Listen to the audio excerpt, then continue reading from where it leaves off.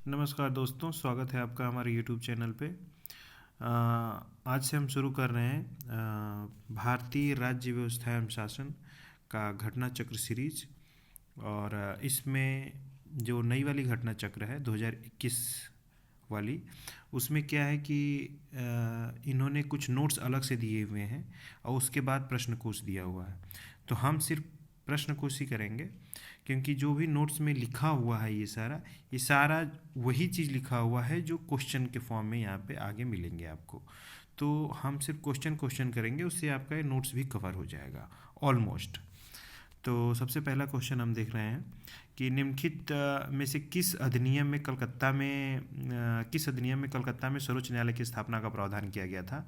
तो इसका सही आंसर है ऑप्शन नंबर ए में क्या है कि रेगुलेटिंग एक्ट 1773 के अंतर्गत जो है कलकत्ता में सर्वोच्च न्यायालय की स्थापना का प्रावधान किया गया था, जिसकी स्थापना 1774 में की गई। सर एलिजा इम्पे इसके प्रमुख न्यायाधीश थे। कभी कभी एलिजा इम्पे भी पूछ देता है कि जो प्रथम न्यायालय की स्थापना की गई थी उसके न्यायाधीश का क्या नाम था।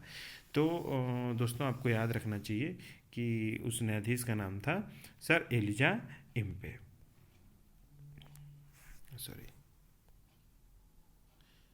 Elijah Impey. और 1773 के रेगुलेटिंग एक्ट के अधीन जो है ये स्थापना हुआ था। उसके बाद हम नेक्स्ट क्वेश्चन पे आते हैं, क्वेश्चन नंबर 2 पे। थोड़ा सा डिस्टर्बेंस हो रहा है। क्वेश्चन नंबर 2 पे आते हैं। इसमें सर्वोच्च न्यायालय की स्थापना के संबंध में निम्नलिखित में से कौन सा कथन सही है। कलकत्ता में सर्वोच्च न्यायालय की स्थापना 1773 के रेगुलेटिंग एक्ट के द्वारा की गई थी। ये तो अभी हमने ऊपर ही देखा कि ये कथन सही है। दूसरा है लेमेस्टर इस न्यायालय के मुख्य न्यायाधीश थे। ये क्वेश्चन RO 2016 में पूछा गया था, री एग्जाम जो हुआ था। लेकिन ये आप देख रहे हैं कि ये वाला पहला ऑप्शन तो सही है, लेकिन दूसरा ऑप्शन गलत है, क्योंकि जो मुख्य न्यायालय के मुख्य न्यायाधीश थे वो सर एलिजा इम्पे थे, है ना। तो जाहिर सी बात है कि इसमें ऑप्शन नंबर ए सही हो जाएगा। No, coming to question number 3। इसमें क्या है कि सूची 1 तथा सूची 2 को सुमेलित कीजिए। नियंत्रण परिषद की स्थापना, सर्वोच्च न्यायालय की स्थापना, इसके बाद इंग्लिश मिशनरियों का भारत में कार्य करने की अनुमति, गवर्नर जनरल की परिषद में कानूनी सदस्य की नियुक्ति। तो इसको आपको अच्छे से एकदम रट्टा मार लेना पड़ेगा दोस्तों कि नियंत्रण परिषद, बोर्ड ऑफ कंट्रोल की स्थापना हुई थी। जैसा कि आप देख सकते हैं इसमें आंसर क्वेश्चन नंबर बी सही है, आंसर बी सही है। इसमें क्या है कि नियंत्रण परिषद की स्थापना हुई थी पिट्स का भारतीय अधिनियम 1784 के अधीन। ठीक है दोस्तों, तो नियंत्रण परिषद की स्थापना हुई थी 1784 के अधीन। ये आपको याद रखना चाहिए कि नियंत्रण परिषद जो है 1784 के अधीन स्टेब्लिश हुआ था। उसके बाद सर्वोच्च न्यायालय की स्थापना, जैसा कि आपने ऊपर के क्वेश्चनों में देखा कि 1773 है। तो देखिए ये सर्वोच्च न्यायालय की स्थापना बी का पहला 1773। अब इंग्लिश मिशनरियों को भारत में कार्य करने की अनुमति, ये आपको याद रखना पड़ेगा दोस्तों। ये अक्सर आप पढ़ेंगे, फिर 5 दिन बाद फिर भूल जाएगा, 10 दिन बाद फिर, या तो 10 दिन बाद फिर भूल जाएगा। तो इसको बार बार आपके दिमाग में रखना पड़ेगा कि इंग्लिश मिशनरियों को भारत में कार्य करने की अनुमति जो मिली थी वो मिली थी हमको, जैसा कि देख पा रहे हैं हम, सी का 3rd है, तो इसका मतलब चार्टर अधिनियम 1813 के अंतर्गत मिली थी। उसके बाद गवर्नर जनरल की परिषद में कानूनी सदस्य की नियुक्ति जो थी वो चार्टर अधिनियम 1833 के अधिनियम के अंतर्गत हुई थी। ठीक है दोस्तों, तो फिर से हम आप एक बार कंठस्थ करा देते हैं। नियंत्रण परिषद की स्थापना कब हुई थी? 1784 में हुई थी। सर्वोच्च न्यायालय की स्थापना, जैसा कि आप जानते हैं, ऊपर के 2 क्वेश्चन सेम थे। नियामक अधिनियम 1773। उसके बाद इंग्लिश मिशनरियों को भारत में कार्य करने की अनुमति 1813 में। एक क्वेश्चन आगे और आपको मिलेगा कि शिक्षा के लिए पहली बार बजट का एलोकेशन, जो 1 लाख रुपए बजट का एलोकेशन हुआ था, वो किस चार्टर एक्ट में हुआ था? तो वो भी 1813 में हुआ था। तो आप दोनों एक साथ याद कर सकते हैं कि इंग्लिश मिशनरियों को भारत में कार्य करने की अनुमति और प्लस एजुकेशन के लिए जो फंड एलोकेट हुआ था सबसे फर्स्ट टाइम चार्टर अधिनियम में 1813 में हुआ था। और उसके बाद लास्ट वाला है गवर्नर जनरल की परिषद में कानूनी सदस्य की नियुक्ति, तो चार्टर अधिनियम 1833 के अधीन हुआ था ये। ठीक है दोस्तों, तो इस तरह से इसका आंसर कौन सा सही हो जाएगा? इसका आंसर सही हो जाएगा बी। इसमें आप जैसा कि देख सकते हैं डिस्क्रिप्शन में भी सेम चीज़ लिखी हुई है। Now coming to next question. इसमें है निम्नलिखित में से किनसे भारत में अंग्रेजी शिक्षा की नींव पड़ी? अंग्रेजी शिक्षा की नींव पड़ी, किन से या किसी से? तो सबसे बड़ी बात है कि आपको बताया था मैंने अभी जिस पिछले क्वेश्चन में कि 1813 का जो चार्टर एक्ट था, इसमें शिक्षा के लिए, एजुकेशन के लिए, प्रसार के लिए 1 लाख रुपए खर्च करने के प्रावधान को अपनाया गया था। तो एक तो शिक्षा से ये भी रिलेटेड हो गया 1813 भी, क्योंकि इसमें शिक्षा के लिए 1 लाख रुपए का खर्च करने का प्रावधान किया गया था। उसके बाद जनरल कमेटी या पब्लिक इंस्ट्रक्शन 1823, इसमें देखिए दोस्तों क्या हुआ था, 1823 में जनरल कमेटी या पब्लिक इंस्ट्रक्शन का गठन किया गया, जिसकी जिम्मेदारी शिक्षा के लिए 1 लाख रुपए देने की थी। समिति में 10 यूरोपीय सदस्य शामिल थे, जिसके अध्यक्ष लॉर्ड मैकाले थे। इसके बाद गवर्नर जनरल की लॉर्ड विलियम बेंटिक के शासन में 7 मार्च 1835 को लॉर्ड मैकाले के प्रस्ताव को स्वीकृत कर भारत में अंग्रेजी शिक्षा को उच्च माध्यम मान लिया गया। भारत में आंग्ल शिक्षा के समर्थकों के नेता ट्रेवेलियन थे, जबकि एस.टी. प्रिंसेस शिक्षा के समर्थकों के नेतृत्व करता थे। तो कहने का मतलब ये है कि जनरल कमेटी या पब्लिक इंस्ट्रक्शन 1823 को ये काम दिया गया था कि इसमें क्या बोल रहे हैं, 1823 में जनरल कमेटी पब्लिक इंस्ट्रक्शन का गठन किया गया, जिसकी जिम्मेदारी शिक्षा के लिए 1 लाख रुपए देने की थी। तो शिक्षा के लिए 1 लाख रुपए देने का जो एक्ट था वो 1813 था, लेकिन जिम्मेदारी जिसकी थी वो 1823 के अधीन आई थी। उसके बाद प्राच्यवाद एवं आंग्लवाद विवाद था। कुछ लोग चाहते थे कि अंग्रेजी भाषा में शिक्षा हो, कुछ लोग चाहते थे कि जो है हमारी मातृभाषा में शिक्षा हो, उसमें मतभेद था। इसकी वजह से जो है ये थर्ड पॉइंट भी शिक्षा से ही रिलेटेड है। तो इसमें हमारा सही ऑप्शन हो जाएगा डी, 1, 2 एंड 3। नाउ अब हम आगे बढ़ते हैं। किस अधिनियम के द्वारा ब्रिटिश संसद ने चाय और चीन के साथ व्यापार को छोड़कर ईस्ट इंडिया कंपनी के भारत के साथ व्यापारिक एकाधिकार को समाप्त कर दिया था? तो इसमें सही ऑप्शन है आपका ए, जैसा कि हम देख पा रहे हैं इसका सही ऑप्शन ए है, इसका सही ऑप्शन ए है। ठीक है दोस्तों, 1813 के चार्टर के माध्यम से ब्रिटिश संसद ने चाय और चीन के साथ व्यापार को छोड़कर ईस्ट इंडिया कंपनी के भारत के साथ व्यापारिक एकाधिकार को समाप्त कर दिया था। ठीक है दोस्तों, चाय और चीन से जो है छोड़ करके बाकी सब समाप्त कर दिया गया था। ना अब अगले क्वेश्चन पे हम आते हैं। इसमें चार्टर एक्ट 1813 के संबंध में लिखित कथनों पर विचार कीजिए। इसने भारत के ईस्ट इंडिया कंपनी के ईस्ट इंडिया कंपनी के व्यापार एकाधिपत्य को, चाय का व्यापार था, चीन के साथ व्यापार को छोड़कर समाप्त कर दिया गया। तो 1813 में, जैसा कि आप ऊपर वाले क्वेश्चन में पढ़ेंगे कि 1813 में ही चीन के साथ व्यापार को छोड़कर बाकी सब समाप्त कर दिया गया था। इसके बाद दूसरा ऑप्शन है, इसने कंपनी द्वारा अधिकार में लिए गए भारतीय राज्य क्षेत्र पर ब्रिटिश क्राउन की संप्रभुता को सुदृढ़ किया। तो जाहिर सी बात है कि सुदृढ़ किया था। उसके बाद भारत का राजस्व ब्रिटिश संसद के नियंत्रण में आ गया था। तो भारत का राजस्व अभी भी ब्रिटिश संसद के नियंत्रण में नहीं आया था। ब्रिटिश संसद के नियंत्रण में 1858 में आया था, जब जो है क्राउन के अधीन 1857 के विद्रोह के बाद जो है जब क्राउन के अधीन शासन आया था, तब ब्रिटिश संसद के नियंत्रण में गया था। तो 1813 में नहीं गया था। तो ये वाला जो है थर्ड वाला जो स्टेटमेंट है वो रॉन्ग है। और सेकेंड वाला, जिसने कंपनी के अधिकार में लिए गए भारतीय राज्य क्षेत्रों पर ब्रिटिश क्राउन की संप्रभुता को सुदृढ़ किया था, तो ये क्वेश्चन आपका सही हो जाएगा, ये वाला स्टेटमेंट। तो हमारा 1 और 2 जो है इसमें सही हो जाएगा। ठीक है दोस्तों, अब हम आते हैं नेक्स्ट क्वेश्चन पे। किस अधिनियम ने भारतवासियों को अपने देश के प्रशासन में कुछ हिस्सा लेना संभव बनाया? बहुत इंपॉर्टेंट क्वेश्चन है। यूपीपीसीएस 2012 में पूछा गया था कि किस अधिनियम ने भारतवासियों को अपने देश के प्रशासन में कुछ हिस्सा लेना संभव बनाया?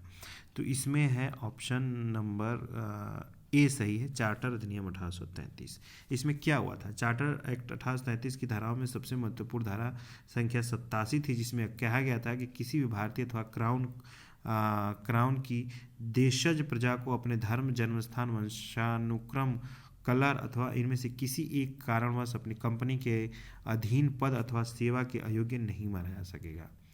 मतलब एक तरह से इक्वालिटी की भावना आई थी। मतलब भारतवासियों को भी जन्मस्थान, धर्म और वर्ण, कलर के अनुसार जो है मापा नहीं जाएगा। उन्हें एक समान भाव से जो है कंपनी के अधीन पद और सेवा की नियुक्ति की जाएगी, वो चीज़ था। इसलिए इसमें जो है 1833 ही सही इसको माना जाएगा। किस अधिनियम ने भारतीय वासियों को अपने देश के प्रशासन में कुछ हिस्सा लेना संभव बनाया? तो वो आंसर है इसका 1833। 1933। ठीक है दोस्तों, अब हम आगे आते हैं।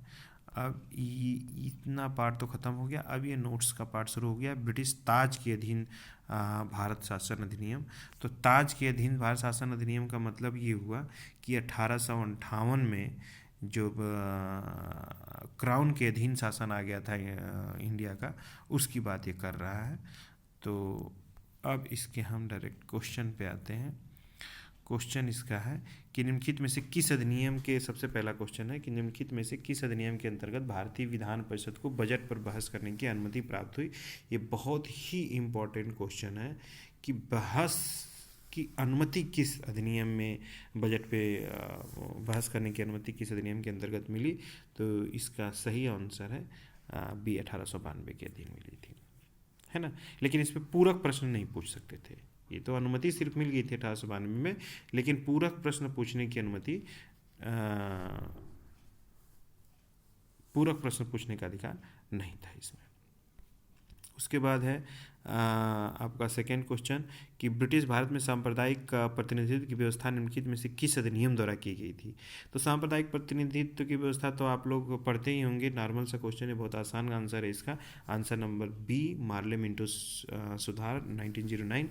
इसमें क्या हुआ था कि मुस्लिमों के लिए जो है, जो मोहम्मदन लोग थे उनके लिए जो है अलग से प्रावधान किया गया था, है ना। तो उसको सांप्रदायिक प्रावधान कहा गया। तो ये 1909 इसका आंसर सही है। फिर इसके बाद नेक्स्ट क्वेश्चन है निम्नलिखित में से किस अधिनियम के, थर्ड वाला क्वेश्चन है, निम्नलिखित में से किस अधिनियम के द्वारा भारत में संघीय न्यायालय की स्थापना की गई थी। तो संघीय न्यायालय की स्थापना जो थी 1935 के भारत सरकार अधिनियम के अंतर्गत की गई थी। तो इसमें से ये भी गलत होगा, पहले दूसरा भी गलत होगा, तीसरा भी गलत होगा, ये उपयुक्त में से कोई नहीं सही होगा। ये 1935 के अंतर्गत की गई थी, याद रखने की चीज़ है। ठीक है दोस्तों, अब हम आगे बढ़ते हैं। भारत के किस संघीय न्यायालय, भारत का संघीय न्यायालय निम्नलिखित में से किस वर्ष, भारत का संघीय न्यायालय निम्नलिखित में से किस वर्ष में स्थापित किया गया था। तो ये 1935 और 1937। तो 1935 के अधीन तो भारत शासन अधिनियम 1935 के अधीन तो था, लेकिन इस्टेब्लिश 1937 में किया गया था। ठीक है दोस्तों, अब हम आगे आते हैं। केंद्र में द्वैध शासन किस अधिनियम के अंतर्गत स्थापित किया गया था। द्वैध शासन किस अधिनियम के अंतर्गत इस्टेब्लिश किया गया था। तो ये किया गया था, केंद्र में द्वैध शासन की बात कर रहे हैं। ये केंद्र में द्वैध शासन, आपको पता होगा कि जो राज्य में द्वैध शासन था, प्रांतों में जो द्वैध शासन था, वो 1919 में इस्टेब्लिश किया गया था। 1919 में इस्टेब्लिश किया गया था, लेकिन जो केंद्र में था वो 1935 में इस्टेब्लिश किया गया था। जब राज्य में खत्म हुआ द्वैध शासन, तो केंद्र में इस्टेब्लिश हुआ 1935 में। ठीक है दोस्तों, अब हम नेक्स्ट क्वेश्चन पे आते हैं, क्वेश्चन नंबर 6 पे। इसमें क्या है कि निम्नलिखित में से किस अधिनियम ने केंद्र में द्वैध शासन प्रणाली को स्थापित किया। तो जैसा कि ऊपर दिख चुके हैं, इसका सही आंसर है 1935। अब आते हैं हम अगले क्वेश्चन पे। 1919 के भारत शासन अधिनियम की कौन सी प्रमुख विशेषताएं हैं। तो इसमें जो है प्रांतों की 1919 के भारत शासन अधिनियम के अंतर्गत कौन सी प्रमुख विशेषताएं हैं। 1919 के अंतर्गत प्रांतों को कार्यकारिणी सरकार में द्वैध शासन की व्यवस्था। तो आपको जैसे बताइए कि हमने बताया कि प्रांतों में द्वैध शासन 1919 में आया था, 1919 में प्रांत में, हमेशा याद रखिए। और केंद्र में जब पूछता है तो केंद्र में आया था 1935 में। ठीक है दोस्तों, केंद्र में 1935 में, प्रांतों में 1919 में। तो ये जो प्रांतों की बात कर रहा है, तो इसमें 1919 वाला जो है, तो प्रांतों में तो ये पहला वाला तो ऑप्शन सही हो जाए, पहला वाला स्टेटमेंट सही हो जाएगा। दूसरा, मुसलमानों के पृथक निर्वाचक मंडल की व्यवस्था। आपको भी पता होगा कि मुसलमानों के लिए जो पृथक निर्वाचन व्यवस्था थी, वो हमने अभी पिछले क्वेश्चन में पढ़ा कि 1909 में की गई थी, 1909 जो मार्ले मिंटो सुधार था उसमें किया गया था। तो हमारा दूसरा वाला स्टेटमेंट हो जाएगा गलत, पहला वाला सही। तीसरा क्या है, केंद्र द्वारा प्रांतों को विधायी शक्तियों का हस्तांतरण।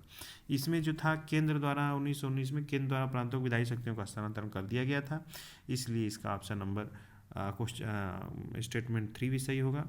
तो टोटल इसमें जो सही होगा वो होगा आपका सी, केवल 1 और 3।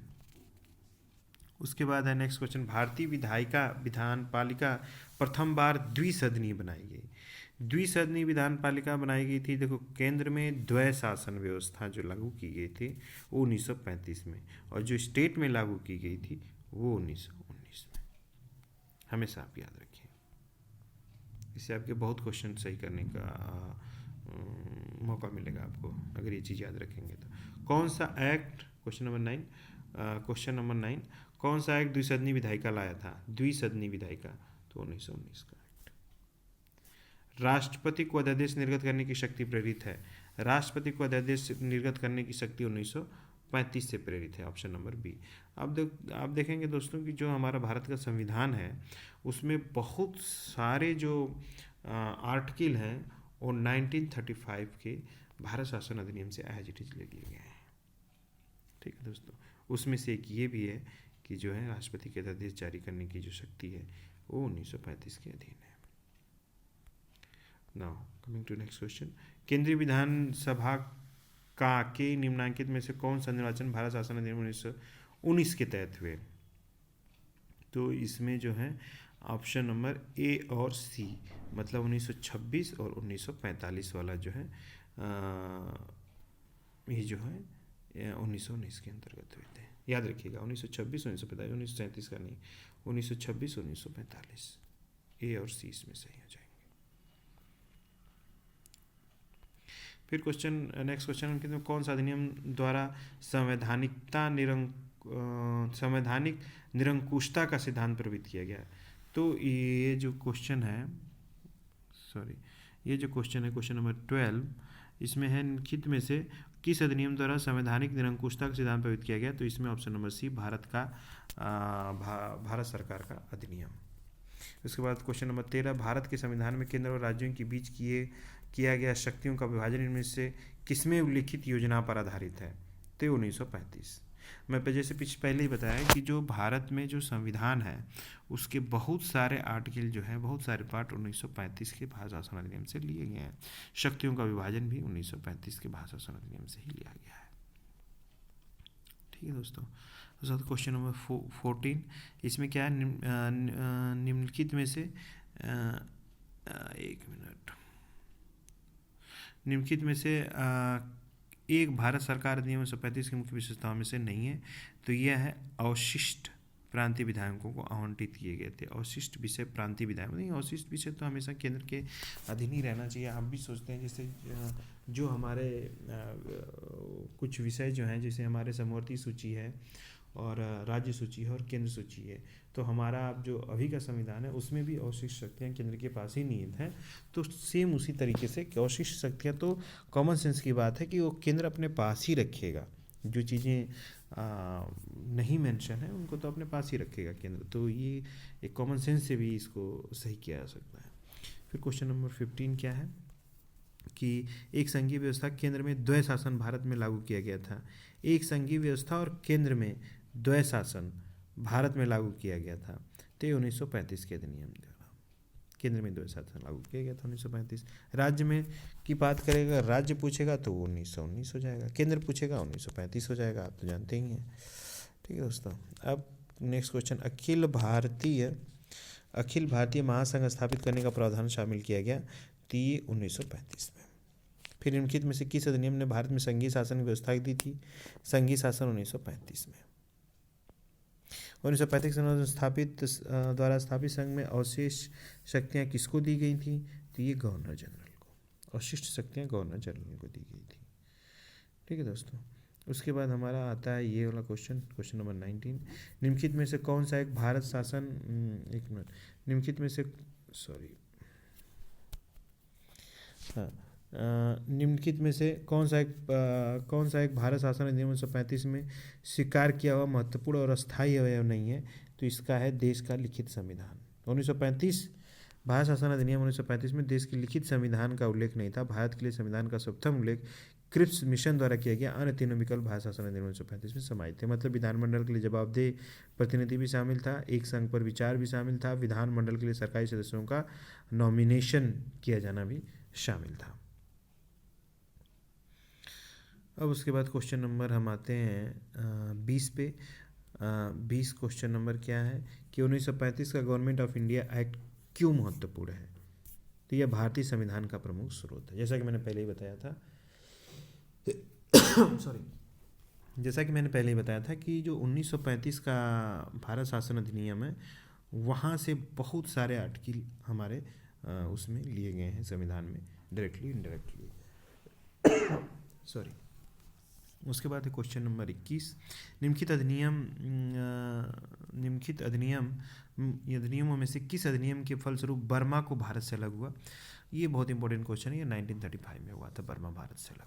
गवर्नमेंट ऑफ इंडिया एक्ट 1935 के प्रावधान के अनुरूप वर्ष 1937 में बर्मा को भारत से अलग कर दिया गया था। ठीक है दोस्तों, अब हम आते हैं संविधान सभा एवं संविधान निर्माण प्रक्रिया। ये हम कल के लेक्चर में देखेंगे। यहाँ से क्वेश्चन स्टार्ट करेंगे जो प्रश्न कोश है पहले क्वेश्चन से। आज के लिए बस इतना ही और धन्यवाद। Thank you.